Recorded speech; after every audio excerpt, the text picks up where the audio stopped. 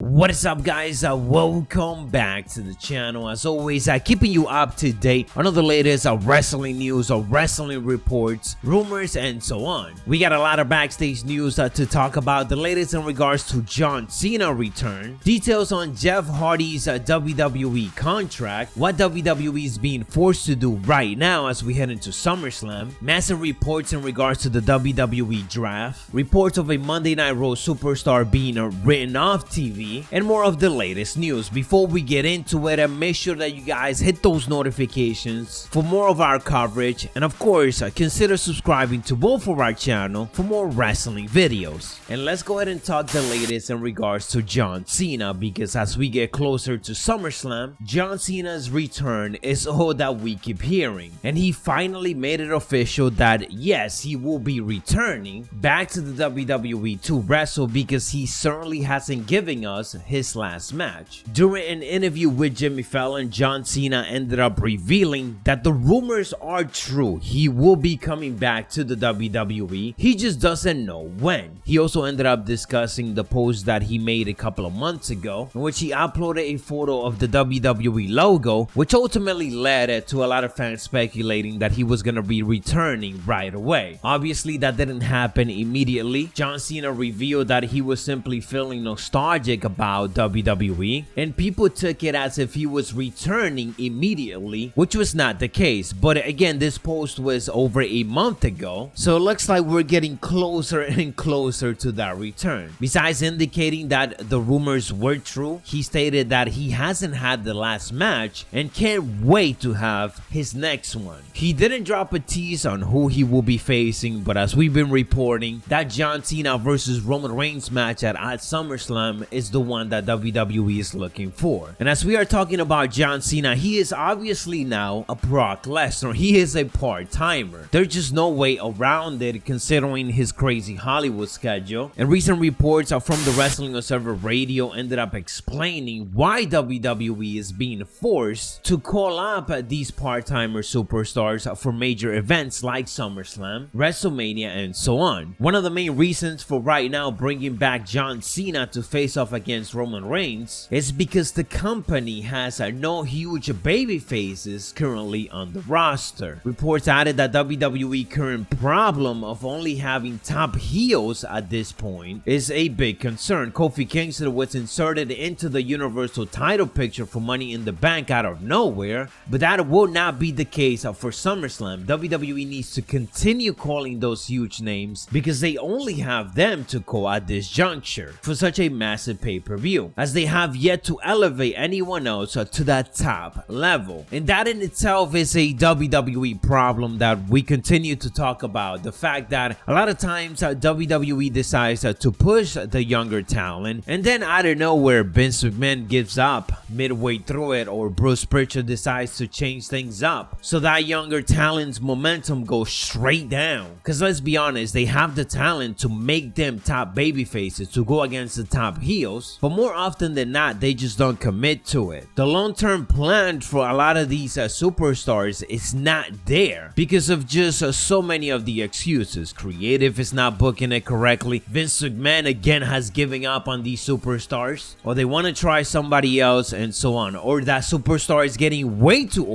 overshadowing the top baby face or the top heel at that time. We've seen that happen a lot of times, and it's ridiculous that that is even a thing. So it really feels like WWE has put themselves into these type of positions. And talking about a superstar that should be a top babyface right now, that is Jeff Hardy. The fact that WWE barely been doing anything with Jeff Hardy over the last year is truly shocking, and it is one of the biggest wastes right now. Nonetheless, we're talking about Jeff Hardy because there is some backstage news in regards to him and his WWE contract. We know that last year Jeff Hardy confirmed that he signed a brand new contract with WWE, and part of the deal was him asking to use the No More Words theme song once again when the company returns to live events, which is going to be happening next month. In an update to his contract, Fightful Select reports that throughout the year WWE made alterations and changes on several contracts, and Jeff Hardy's deal was either restructured or re-signed or extended due to the injuries that he ended up suffering over the last 2 years. It was noted that Jeff Hardy's current WWE contract deal will last until the end of 2022 or the beginning of 2023. So minimum, Jeff Hardy has a year and a half in his contract left with WWE, and I hope they use it wisely, especially once the audience comes back, because Jeff Hardy is going to be getting one of the biggest ovations every time he stepped out there. Regardless of what WWE gives him, he's still going to be getting that massive pop, so they might as well take advantage of that and for once do right and make him that top babyface, or minimum have something significant for him to do weekly. Give him a significant storyline. Onto some other news. That this past week ended up getting the main event, Xavier Woods taking on Bobby Lashley in a Hell in a Cell matchup. As we saw, this was a really good matchup. Bobby Lashley though ended up